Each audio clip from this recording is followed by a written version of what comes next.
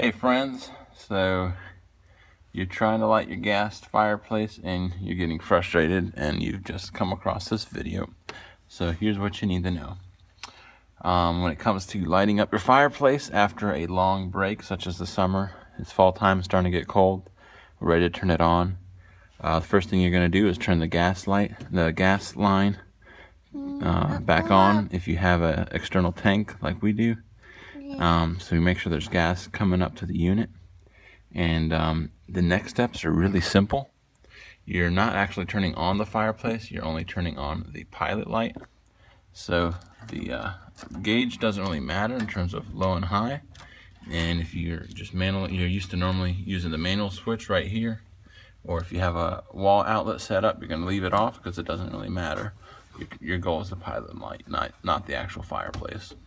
And then you're going to have a knob generally with the off, a pilot, and the on position. So it should be in the off position from being off all season. You're going to push and twist the pilot. After that, you're going to hold it in, and you're going to come to the opposite side wherever your spark plug is, and that just punches in like a good old barbecue. And you're going to have to keep pushing that a few times while you're holding down this button right here.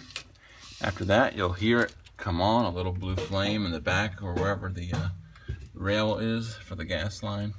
And then after that, you can switch this down to the push and twist down to the on position. And that's where you'll leave it all season. And then whenever you're ready to turn it on and off, you just hit the switch or the wall switch if you have one set up. Which, by the way, they're very easy to set up. They're not really charged wires, so you can, if you have two loose wires and you just let them touch, it'll turn it on.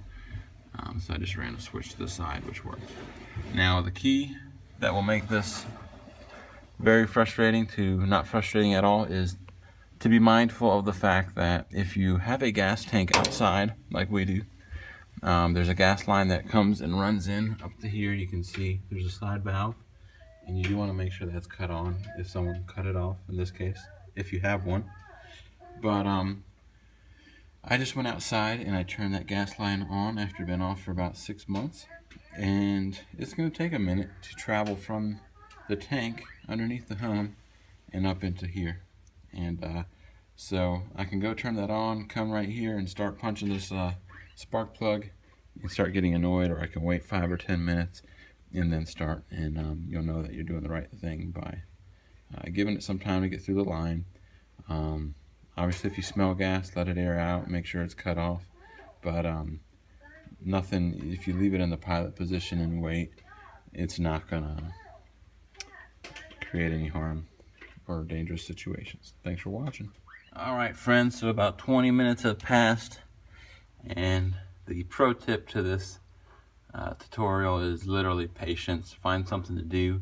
I come back and try it time to time, but here we go. So the switch is off. My wall switch is off as well. Push in, turn the pilot.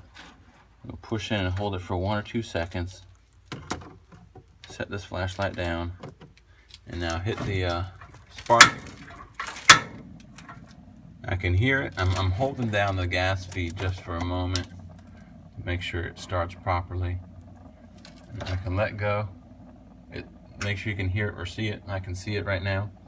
Now I'm going to push in and down, and that is done. That's all you have to do. You can regulate the low or high. I'm going to go back to low, and let's see if we can get the flame, the pilot light on. There it is in the back, and try this.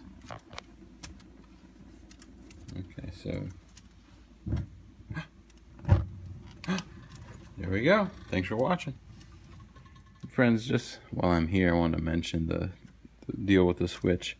I know it's an extra feature you can purchase, and you may have declined it to save money at the time, or maybe it was already installed in your house before you ever got the fireplace. But I once noticed there's 2 dangling loose wire ends that look like they could plug into something. There's no actual electrical charge running to the unit.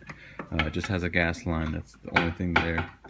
And so I went ahead and looked it up online, and sure enough, if you let those two loose ends touch each other, it's the equivalent of the switch being on. You close the circuit, close the loop. So with the switch off on the bottom, either switch in the on position will cut on the fireplace. So all I did is run a wire underneath the house, and you can see right here where the old phone hookup was. I put a little faceplate in a switch, cut that off, and that cuts off the fireplace. I'm gonna reach and turn it back on. There you have it.